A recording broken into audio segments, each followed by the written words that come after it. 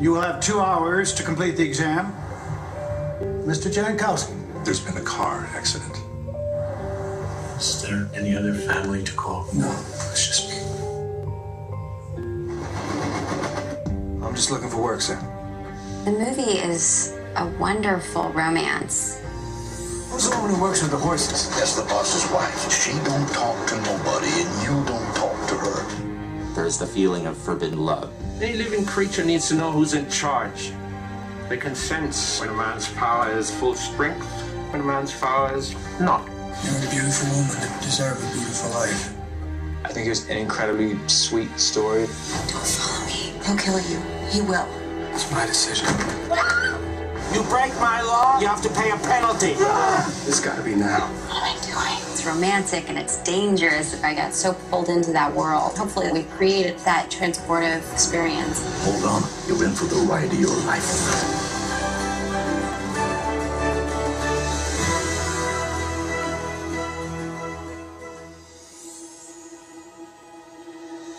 Jacob is a 23-year-old student at Cornell who's studying to be a vet.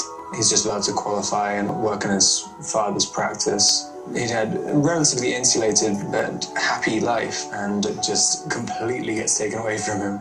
Did they need money for any reason 4 years ago? My tuition. Now, perhaps if you hadn't gone to college, you'd still have a home. And he has to rebuild his life. So Jacob hits the road, hoping to find some work, and hops a train and ends up hopping a circus train. We'll get you some work for the day, and if you're still alive at the end of it, I will take you to see August, the Lord and Master of the known and the unknown universe himself. Welcome the stars of the Bettini Brothers' most spectacular show on earth. It's the Depression era and a circus at the verge of going under, being kept alive through a lot of make-believe and illusion, but also through sheer willpower.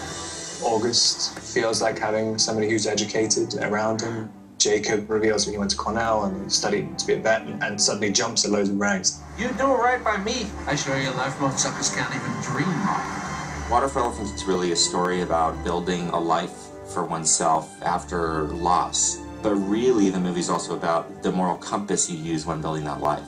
The world's run on tricks. Everyone plays.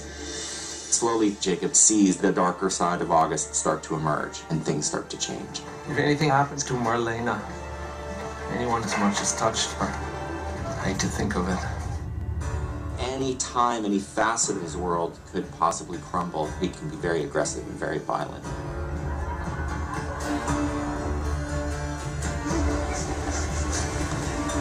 My circus is a sovereign nation. Wait! Wait! What? No! Wait! I want you all to experience the earthquake impact of what I'm about to show you. Meet our salvation. Her name's Rosie. When Rosie the elephant joins the circus, Marlena has to learn how to perform with the elephant. She becomes this sort of magical performer. It's a romance between a woman who's in a very abusive relationship with her husband and a young man she becomes infatuated with. Why'd you stay with him? Jacob thinks she's forgotten that she can still be a person without a circus. A star attraction. Out there, I got nothing. Jacob sees her being kind of destroyed by it. There's a better kind of life that's meant for you. It's quite a selfless way of loving someone. Don't follow me. It's a very rich, emotional story about building something for yourself and having hope even in really hard times. Here we go! And action! Everybody came into this movie with a huge love for the story and the script. Reese was right there from just about the beginning. She said, I want to be part of this project. And part of that is being Marlena. Not just little traits and little bits, but she really became Marlena. It's always a scary thing, especially if you're going to do a love story. You're worried about the chemistry between the two actors. You have an idea that the chemistry is going to work, but then you got to get them in the room and hope for the best. I think we were doing one of the dance sequences in the middle of the movie where we saw them holding each other for the first time and getting close and starting to whisper, and you instantly saw it, and it was a huge relief. Rob Pattinson still had this purity about him, and I saw that he was able to look at things with wonder and with humility, and I just thought, wow, if I can capture that, that would be fantastic. Robert Pattinson plays Jacob Jakowski, and he is just fantastic. He's such a wonderful person, and he's also very funny, and we have a good time. He brought that joy of the experience of the filmmaking into the character. Out of all that dirt and sweat just comes so much beauty. You grandstanding me, kid? Christoph Waltz plays August, and he just came in on fire, just blazing. He really tried to get to the genesis of his darkness. Your heart goes out to an animal suffering. Well, that's noble and that's good, but all that tells me is that you never saw men suffer. Christoph really understood August and was all for trying to find the humanity of August. Did you see Inglourious Bastards? What more needs to be said? Ooh, dissension in the ranks. Betrayal trumps lust. That's what sells tickets, kids! He really saw all sides of it. He wanted to make sure that people understood the humanity of that character, too. And they came to do this project because of their love of the material. They loved the story and the characters and the world. Clowns into the tent, please. Clowns inside the big tub.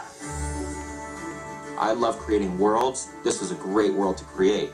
The circus during the Depression was fantastic, and to be able to do the romantic, magical version of that was a treat. Every day I felt like I was in the 30s. Jack Fisk, who did the production design, built this world for us.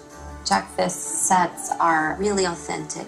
We made everything as real as possible. He's just so fantastic at the kind of real, natural, textured worlds. And he understands the perfect texture of dirty canvas and all of the aspects that was going to make our circus feel real and rich.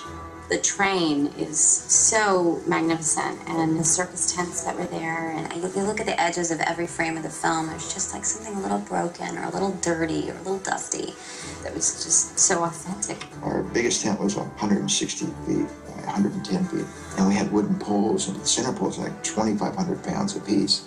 The way Jack works is he finds those old timers that are still around and put those kinds of tents up that aren't done that way anymore. And he figures out what's that real rigging, what's the real rope, how were they put up. We're going to train our extras to actually put this thing up. So when you see the movie, our extras are pulling the ropes and pulling the quarter poles, and you see the tent going up. It's really our guys really putting this thing up. We really created a circus from the 30s.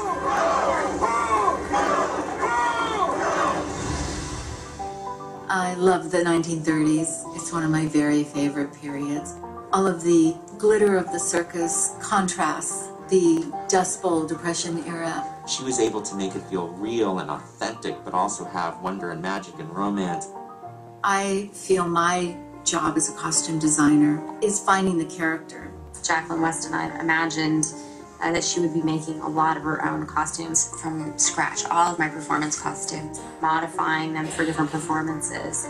Her very first costume we see in On the Horse was probably made out of a 20s beaded evening dress. During the height of the Depression, she would have made costumes out of almost nothing. When they buy the elephant and they feel the circus is going to be more affluent, she makes a costume from scratch and beads it herself and comes up with a kind of very Mata Hari-esque costume. We imagined that Marlena would be watching movies to get inspired by Greta Garbo and Marlene Dietrich. August's character is a very larger-than-life character.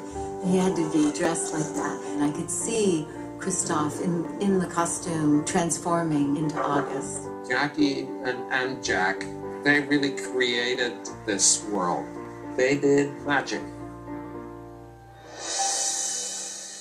When I first read the script, I always liked the idea of working with a lot of different animals. One of the reasons we cast Reese and also Rob were their love for animals and the willingness to work with live animals all the time. And both Rob and Reese were very, very excited, especially about the elephant. Kai's an Asian female elephant.